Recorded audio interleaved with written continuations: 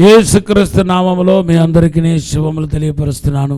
Morning మన్నా అనే ఈ కార్యక్రమానికి మిమ్మల్ని అందరినీ ప్రేమతో ఆహ్వానిస్తున్నాను. మీరందరూ బాగున్నారా? దేవుడి కృపను బట్టి మీరు బాగుంటారని నేను రూఢిగా నమ్ముతున్నాను.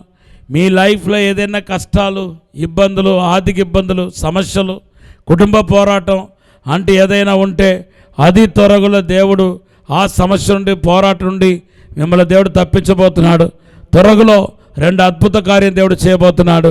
దేవుని యొక్క మహిమను చూడబోతున్నారు. ఏదైతే మీ ఆత్మీయ జీవితానికి అడ్డుగోడగా ఉన్నాయో, అడ్డుకుంటున్నాయో అవి తొలగబోతుందని పరిశుద్ధాత్మ దేవుడు చెబుతున్నాడు. హగ్గై గ్రంథం 2:19 దేవుడు వాగ్దానం చేస్తున్నాడు. దేవుని బిడ్డలారా, నిర్గమకాండం 20:24లో నా కొరకు మట్టితో ఒక బలిపీఠం చేసి నా నామాన్ని ప్రస్తావపరిస్తే నేనే వచ్చి ఆశీర్వదిస్తానని ప్రభు వాగ్దానం చేశాడు.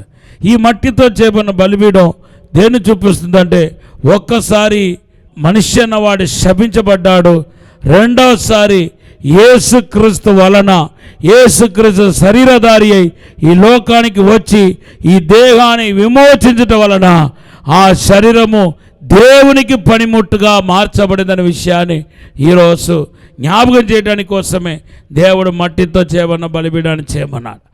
ఆ దినాల్లో నిర్గమకాండం 20:24లో ఆ దినాల్లో ఇశ్రాయేల్ ప్రజలు ఆశీర్వదించబడటానికి దేవుడు దేన్ని పనిముట్టుగా వాడుకున్నాడంటే మట్టితో చేయబడిన బలిపీఠాన్ని వాడుకున్నాడు. నేల మట్టి అనేది శపించబడింది. ఆదికాండంలో చూస్తున్నాం. ఆదికాండం 3వ అధ్యాయంలో దేవుడు నేల మట్టిని కూడా దేవుడు శపించాడు. 3:17 తర్వాత మట్టితో చేయబడిన ఆదామును కూడా దేవుడు శపించాడు. ఆదికాండం 3:17లో ఆదాము కూడా శపించబడ్డాడు. తర్వాత మూడవదిగా సర్పాన్ని కూడా దేవుడు శపించాడు. ఎలాగ శపిస్తున్నాడంటే, నువ్వు నేల మీద నీ కడుపుతో పాకుతూ మట్టి తిని బ్రతుకుతావన్నాడు. ఇప్పుడు దేవుని చేత సృష్టించబడిన మట్టి శపించబడిన, నిషేధించబడిన, పైన పరలోకుండి త్రోసేయబడిన సాతానికి ఆహారం అయిపోయింది. ఈ మట్టి ఎవరు చూపిస్తుందంటే మనిషిని చూపిస్తుంది. దేవుని బిడ్డలారా, అయితే ఇప్పుడు మాత్రం నిన్న నేను చెప్పినట్టుగా ఈ మట్టి ఏమాత్రం సాతానికి ఆహారం కాదు, అధికారం కూడా లేదు. మన దేహాన్ని ముట్టలేడు. 1 కొరింథీ పత్రిక 3:17-18 బట్టి మన దేహము యేసుక్రీస్తు ఒక మందిరం అయిపోయింది. ఇప్పుడు మన దేహంలో యేసు ఉన్నాడు.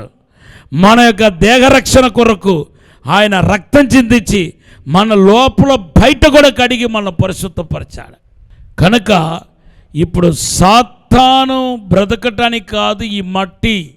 ఇంతకాలం సాతాను నన్ను తిని బ్రతికాడు. ఇప్పుడైతే సాతాను నన్ను తిని బ్రతకలేడు. నేను దేవుని వాడుకోవటానికి పాత్రగా మార్చబడ్డాను. Praise the lord. హల్లెలూయా. ఇంకా మీటి నువ్వు శపించబడినవాడు కాదు, నువ్వు ఆశీర్వదించబడిన పాత్ర అని తెలియపరచడానికి కోసమే యోహాను సువార్త 9వ అధ్యాయం 1-10 మనం చదివితే, పుట్టుక నుండి ఉన్న గుడ్డివాణి బాగు చేయడానికి నేల మట్టిని తీసి దేవుడు ఏం చేశాడంటే బురద చేసి ఆయన కంట్లో రాసి శిలువలో కడుక్కోమన్నాడు. అలా కడుక్కున్నప్పుడు అతను స్వస్థత పొందుకున్నాడు. ఇప్పుడు అతను స్వస్థతకు తోడ్పడింది ఏది? అఫ్కోర్స్ దేవుని శక్తి. కానీ దేని ద్వారా బాగు చేశాడు? నేల మట్టిని వాడుకోవడం ద్వారా బాగు చేశాడు. Praise the Lord. అంతేకాదు, రెండవది ఇంకొక విషయం మీకు జ్ఞాపకం చేయాలి. దేవుడు తన మహిమను, తన యొక్క శక్తిని, మహదైశ్వర్యాన్ని దేంట్లో ఉంచాడంటే శరీరం అనే పాత్రలో ఉంచాడు. 2 కొరింథీ పత్రిక 4:15-16లో ఏమని ఉందంటే, తన ఒక మహిమను, తన శక్తిని, అపరీతమైన శక్తిని దేంట్లో ఉంచాడంటే మన యొక్క దేహంలో ఉంచాడు. Praise the lord. ఒకనొకప్పుడు శపించబడిన ఈ దేహం ఈరోజు ఎంత ఆశీర్వాదకరంగా మారిందో చూడండి. దేవుని మహిమను మోసే పాత్రగా మార్చబడింది. మూడవదిగా మనం చూస్తే, దేవుని బిడ్డలారా, మరి ఈ దేహాన్ని, ఈ మట్టితోనే దేవుడు మరొక కార్యం చేస్తున్నాడు. వ్యభిచారంలో పట్టబడిన స్త్రీని ఈమెను నేను క్షమిస్తున్నాను మాటను నేల మీద రాసినట్టుగా మన పరిశుద్ధ గ్రంథంలో చూస్తున్నాం. యోహాను సువార్త 8వ అధ్యాయంలో మనం చూస్తే దేవుని బిడ్డలారా ఈమె పాప క్షమించబడిందనే మాట నేల మీద రాశాడు. తర్వాత మీలో పాపం లేని వాడు మొదటి రాయి వేయాలనే మాటను కూడా నేల మీద రాశాడు. యోహాను సువార్త 8:6లో. దేవునామానికి స్తోత్రం. Praise the lord, hallelujah. So దేవుడు రాయటానికి నేల మట్టిని దేవుడు వాడుకున్నాడు.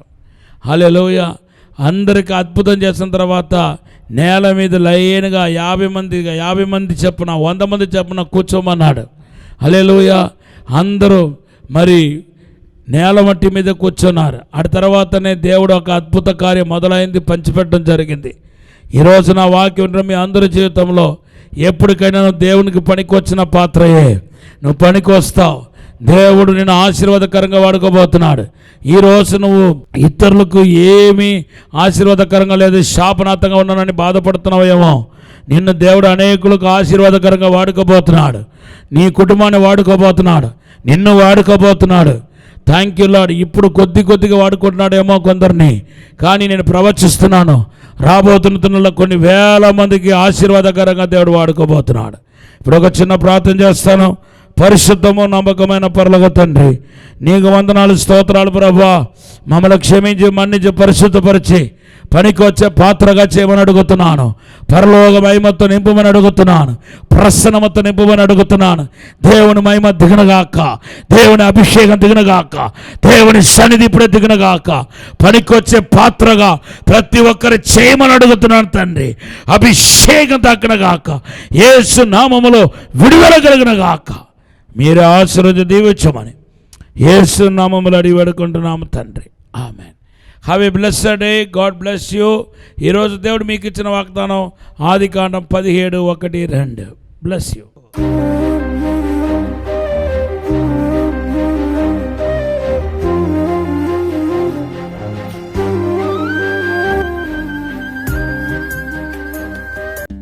రాజమహేంద్రవరంలో దహించు అగ్ని సేవకుల కూడిక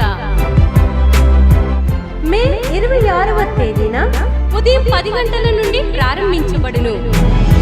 ముఖ్య ప్రసంగికులు డాక్టర్ థామస్ గారు, దహించు అగ్ని మినిస్ట్రీస్, రాజమహేంద్రవరం.